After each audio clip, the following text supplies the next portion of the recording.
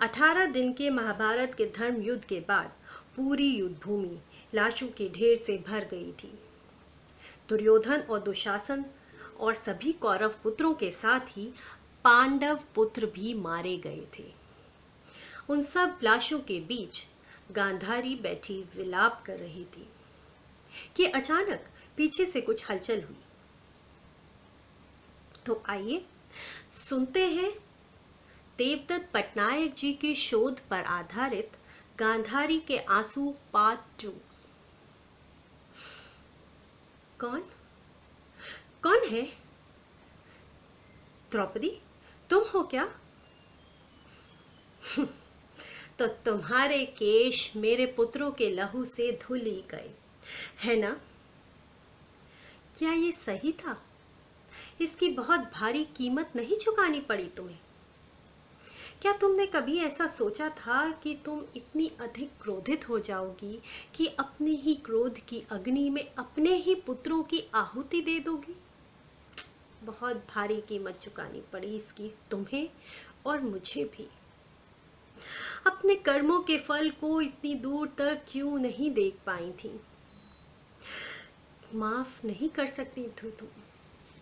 क्या प्रतिशोध ही एकमात्र रास्ता था? संसार में कभी भी किसी भी समस्या का हल प्रतिशोध ने दिया है भला?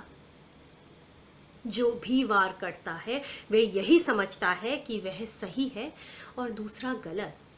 वह कभी सही होता है तो कभी शहीद भी।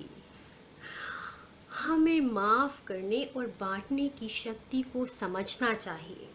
हमें हिंसा की उस मूल कारण को ढूंढना चाहिए। धर्म क्या है? धर्म हमें आध्यात्मिक बनाता है। ये तो एक योग्यता मात्र है जो हमें जानवर बनने से रोकती है। यदि हम भी जंगल के कानून को अपनाएंगे तो हम अधर्मी कहलाएंगे। सच्चा धर्म सुनना है, बोलना नहीं, देना है, चाहना नहीं। मैंने अपने पुत्र खोए क्योंकि उन्हें बांटना नहीं आया। तुमने अपने पुत्र खोए क्योंकि तुम्हें माफ करना नहीं आया।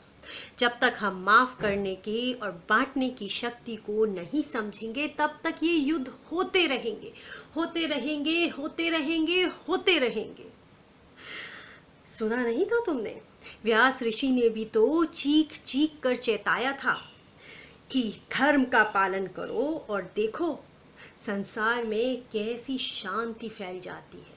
सच्ची शांति, वो शांति नहीं जो किसी की पीठ पे चढ़कर जबरदस्ती लाई जाए। क्या कोई है जो मुझे सुन भी रहा है?